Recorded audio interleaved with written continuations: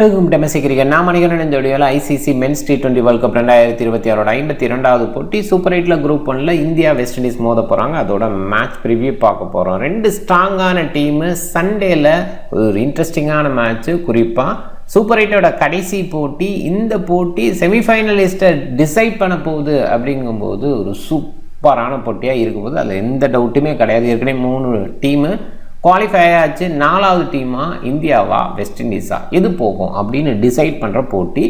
March 1 7 PM start ஆகுது. Eden gardens கொல்கத்தாவில் தான் இந்த போட்டி. ஈடன் கார்டன்ஸ் கொல்கத்தாவில் இந்தியா இது வரைக்கும் தோற்றுது. அதே மாதிரி வெஸ்ட் இண்டீஸும் இது வரைக்கும் தோற்றுது இல்லை. வெஸ்ட் இண்டீஸுக்கு சைக்காலஜி அட்வான்டேஜ் அப்படின்னு பார்க்கும்போது இந்தியாவில் இதுக்கு முன்னாடி வேர்ல்ட் கப் நடத்தும் போது வெஸ்ட் இண்டீஸ் தான் ஜெயித்தாங்க. அண்ட் அது மட்டும் இல்லை, ஈடன் கார்டன்ஸ் கொல்கத்தாவில் தான் ஃபைனல் விளையாண்டாங்க. ஃபைனலில் ஜெயித்தாங்க. தோக்க வேண்டிய மேட்சை ஜெயித்தாங்க வெஸ்ட் இண்டீஸ். ஞாபகம் இருக்கும். 4-6 தொடர்ந்து அடித்து கார்லஸ் பிராத்வைட் ஜெயிச்சார். அண்டு ஈடன் கார்டன்ஸ் கொல்கத்தானாவே இந்த 6 ஹிட்டிங் நிறைய டைம் மெமரிஸில் இருக்கும்.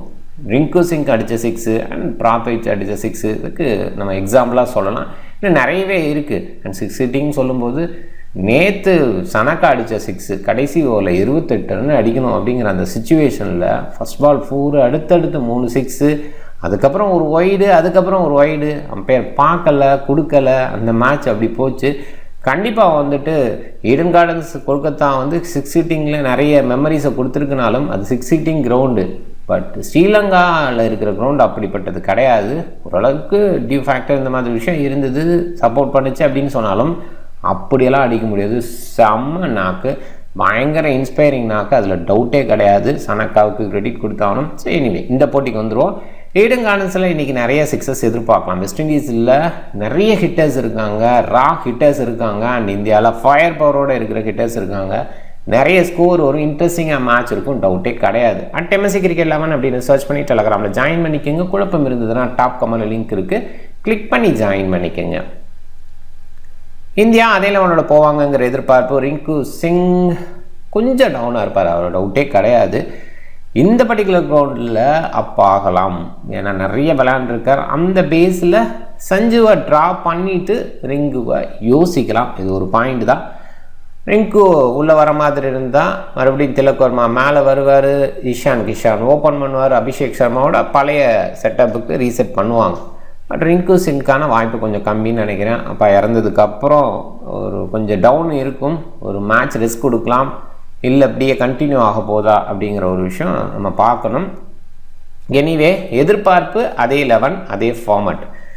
சஞ்சு ஓப்பன் பண்ணுவார், விக்கெட் கீப்பிங் அவர் தான் பண்ணுவார், நிறைய ப்ராக்டிஸ் பண்ணிகிட்டு இருக்காரு. கண்டிப்பாக க்ளோவருக்கு பொறுத்த வரைக்கும் இஷான் கிஷானோட சஞ்சு பெஸ்ட்டாக தான் பண்ணுவார், அதில் எந்த டவுட்டுமே கிடையாது. ஆனால் இந்த பேட்டிங் டிஸ்பிளே, நான் எப்பயுமே பேட்டிங் டிஸ்பிளே தான் சொல்கிறேன்.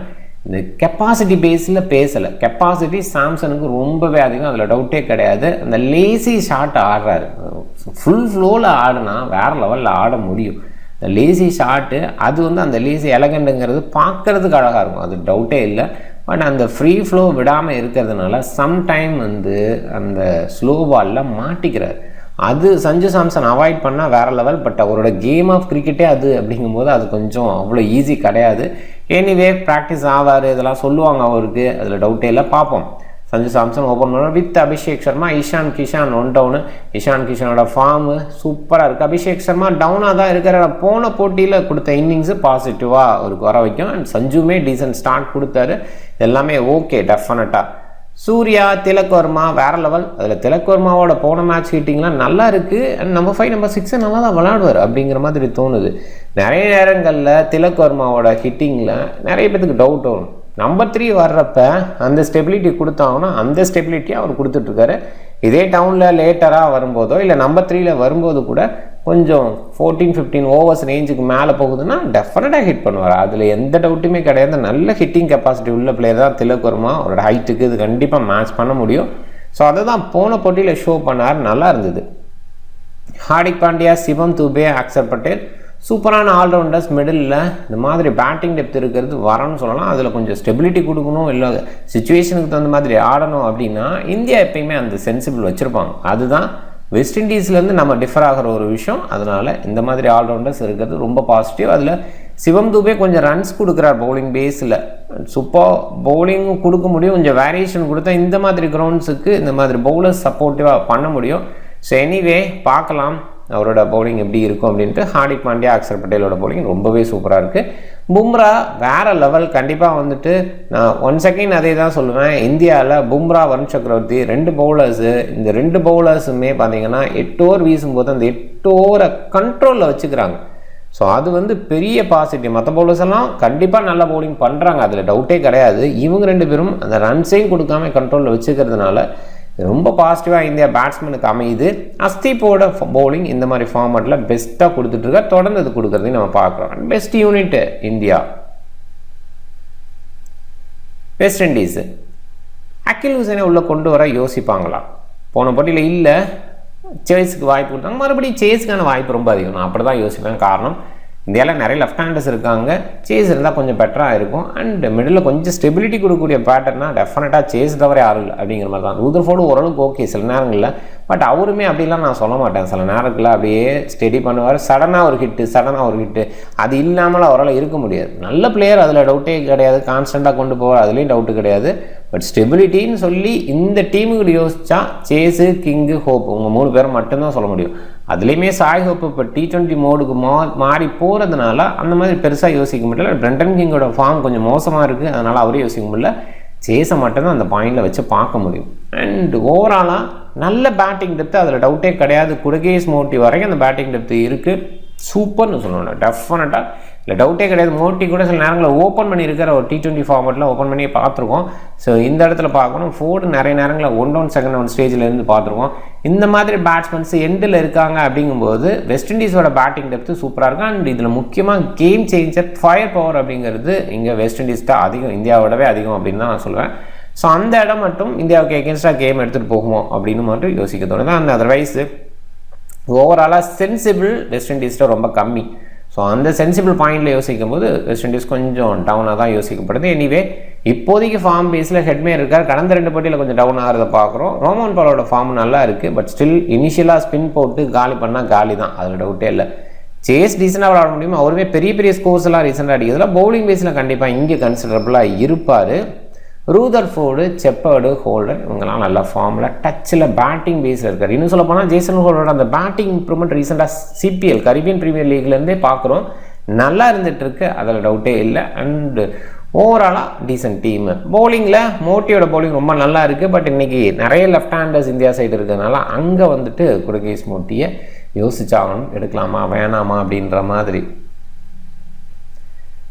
2 டீமு ஏற்கனவே சொன்ன மாதிரி இந்தியாட்டையும் ஃபயர் பவர், வெஸ்ட் இண்டீஸ்டையும் fire power, but sensible thing இந்தியாட்ட இருக்குது. அந்த வகையில் இந்தியா ஜெயிக்கிறதுக்கான வாய்ப்பு அதிகம்னு பார்க்குறேன். அண்ட் கேம் சேஞ்சஸ் அதிகமாக இருக்காங்க west Indies side. And fire power கண்டிப்பாக இந்தியாவோட 1 inch பெட்டர் அப்படிங்கிற மாதிரி ஒரு பாயிண்ட் சொல்லணும். ஸோ அந்த இடத்துல வெஸ்ட் இண்டீஸ் எதுவும் பண்ணால் தான் உண்டு. அதர்வைஸ் இந்தியாவுக்கான சான்ஸ் ரொம்ப அதிகம். நிறைய நேரங்களில் ரன் ரேட் அடிப்படையில் நிறைய பேசணும், பட் அதெல்லாம் ஒன்றும் இல்லை அப்படிங்கிற மாதிரி. இந்த மேட்ச்சில் யார் ஜெயிக்கிறாங்களோ அவங்க தான் செமிஃபைனலிஸ்ட்டாக ஆவாங்க அப்படிங்கிற அந்த இடம் இருக்குது. இந்தியா ஜெயிக்கிறதுக்கான வாய்ப்பு ரொம்பவே அதிகம்.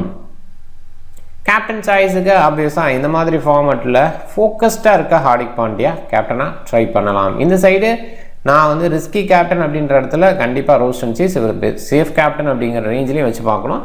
நிறைய நேரங்களில் முன்னாடியெல்லாம் லெக் பிரேக் கூகுளி போடுற பவுலர்ஸ் ஸ்பின்னர்ஸ்னால் இந்தியா அடிப்படுவாங்க அப்படின்ற டெம்ப்ளேட் இருந்தது. அதே மாதிரி இனிஷியலாக லெஃப்ட் ஆர்ம் பேசர் வீசினாங்கன்னா அவங்களுக்கு எகென்ஸ்டாக அடிப்படுவாங்க அப்படிங்கிற இது இருந்தது.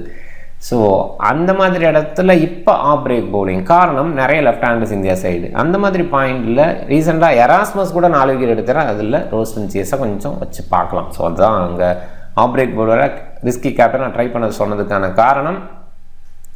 இந்த சைடு இந்தியா சைடு நல்ல பேட்டிங் அப்படிங்கும்போது, அண்ட் இதுக்கு முன்னாடி சூர்யா இங்கே நல்லா ப்ராக்டிஸ் ஆகிருக்கு. ஆரம்பத்தில் IPLல சூர்யா கொல்கத்தா நைட் ரைடர்ஸ்லேருந்து தான் வந்தார், அது கொஞ்சம் ஞாபகம் இருக்கும். ஸோ கண்டிப்பாக வந்துட்டு இந்த பர்டிகுலர் கிரவுண்டு ஒரு பாசிட்டிவ் வைப்பை வந்து சூர்யாவுக்கு கொடுக்கலாம். ஸோ அதனால் அவரை கேப்டனாக ட்ரை பண்ணலாம், ரிஸ்கி கேப்டன். அபிஷேக் சர்மா கேமுக்குள்ளே வந்திருக்கார், இருந்தால் கூட அந்த மைண்ட் செட்டு நம்ம ஃபீல் பண்ண முடியுமானா அது கேள்வி தான். இஷான் கிஷானை கேப்டனாக ட்ரை பண்ணலாம், இங்கே நிறைய ப்ராக்டிஸ் ஆகிருப்பார். ஸோ அந்த பேஸில் இந்த சைடுன்னு பார்க்கும்போது கொஞ்சம் டஃப் கால் தான். ஜேசன் ஹோல்டர் மாதிரி ஆட்கள் கொஞ்சம் வேரியேஷன் கொடுக்கலாம், பட் ஹைட்டுக்கு நல்லா பண்ணுவார். இந்தியா ஹைட்டான பவுலர்ஸ்க்கு எகென்ஸ்டாக கொஞ்சம் வீக்காக இருப்பாங்க அப்படின்னு யோசிக்கலாம். பட் பவுண்டரி டைமென்ஷன் சின்னதாக இருக்கனால கொஞ்சம் வெளியிலலாம் போயிடும். ஜேசன் ஹோல்டரை ப்ரொமோட் பண்ணுறதுக்கான வாய்ப்பும் கம்மி. ஏன்னா இப்போ ரூதர்ஃபோர்டு, செப்பார்ட், இப்போ ரோஸ்டன் சேஸும் ஆட் ஆகிட்டதுனால இப்போ அகில் ஹுசைன் இருந்தால் கூட இன்னொரு ஸ்டெப் மேலேன்னு சொல்லலாம். ரோஸ்டன் சேஸ் மேலே வரதுனால அதுவுமே கம்மி தான். ஒருவேளை மோட்டி எடுத்துகிட்டு அகில் ஹுசைன் இந்த மாதிரி யோசிச்சா கூட ஜேசன் ஹோல்டரோட ஆர்டர் வந்து டவுனில் தான் இருக்க போகுது, அதில் டவுட்டே இல்லை. ஸோ அந்த இடத்துல கொஞ்சம் யோசிச்சுக்குங்க. இல்லை ரிஸ்கி லெவலுக்கு யோசிக்கணும்னா ஜேசன் ஹோல்டரை யோசிக்கலாம். அண்டு வருண் சக்கரவர்த்தி இந்த பர்டிகுலர் கிரவுண்டில் சக்கரவர்த்தி தான், அதில் டவுட்டே கிடையாது. ஒரு வேளை கொஞ்சம் டவுன் ட்ராக் எதுவும் கொடுத்துட்டாங்க அப்படின்னா கண்டிப்பாக இந்தியா சைடு வெற்றி வந்துடும். அண்ட் அந்த மாதிரி இடத்துல வருண் சக்கரவர்த்தியை கேப்டனை ட்ரை பண்ணும். கொஞ்சம் ரிஸ்க் தான் இந்த மாதிரி ட்ராக்ஸு.